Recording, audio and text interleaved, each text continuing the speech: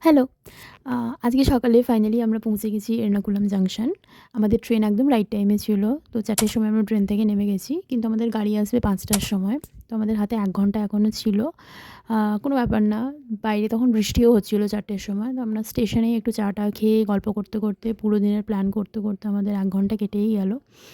আর ৫ টার সময় জাস্ট ভিউটা দেখো। এই ভিউটা অসাধারণ ছিল ৫ টার সময় প্ল্যাটফর্মের বাইরের হালকা, হালকা তখন জাস্ট সকালটা হচ্ছে। আর বৃষ্টিও হয়েছে। ওয়েদার তো অসাধারণ, একটা খুব সুন্দর ঠান্ডা হাওয়া দিচ্ছিল। তো আমরা বেরিয়ে পড়লাম গাড়ি করে। আর অন দ্য ওয়েদার, সূর্য ওঠা, বাইরের হাওয়া, সো মাচ অফ গ্রিনারি সব মিলিয়ে জাস্ট আমাদের জার্নিটা জমে উঠেছিল। অ্যাকচুয়ালি আমরা যারা কর্পোরেটে আছি, আমাদের যাদের ম্যাক্সিমাম টাইমটাই এরকম টিমস, আউটলুক, ল্যাপটপ এর মধ্যেই কেটে যায়, তাদের জন্য এরকম একটা রোড ট্রিপ যেখানে শুধুই গ্রিনারি আর গ্রিনারি, এটা জাস্ট খুব রিফ্রেশিং। যাই হোক, তো এরপরে আমরা মধ্যেখানে এক জায়গায় স্টে করেছিলাম ব্রেকফাস্টের জন্য। ক্লে ওভেন বলে একটা রেস্টুরেন্ট, খুব ভালো সাউথ ইন্ডিয়ান রেস্টুরেন্ট। সো এখানে আমরা একটু ফ্রেশন আপ হয়ে খাবার অর্ডার করলাম। আর রেস্টুরেন্টটা খুব সুন্দরভাবে সাজানো ছিল। রেস্টুরেন্টের বাইরের ভিউটা আরও সুন্দর। ভেতরটা হয়তো নর্মালি লাগছে, কিন্তু বাইরের চারপাশটা এত গ্রিনারি, এত গাছপালা। এখানে আমরা খাওয়া-দাওয়া শেষ করলাম।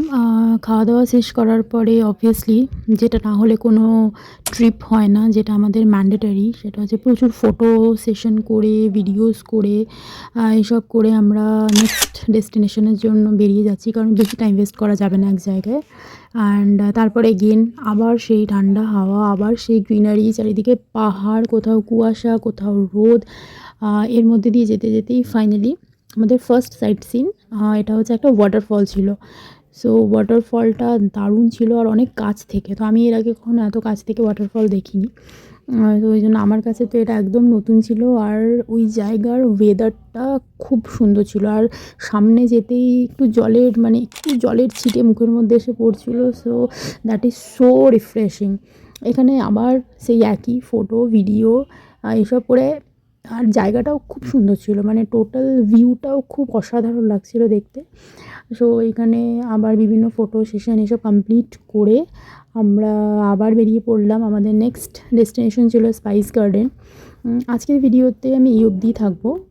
নেক্সট ভিডিওতে আসছি স্পাইস গার্ডেনের। পুরো কোনো ভিডিওটা একটু লং হবে। So bye bye.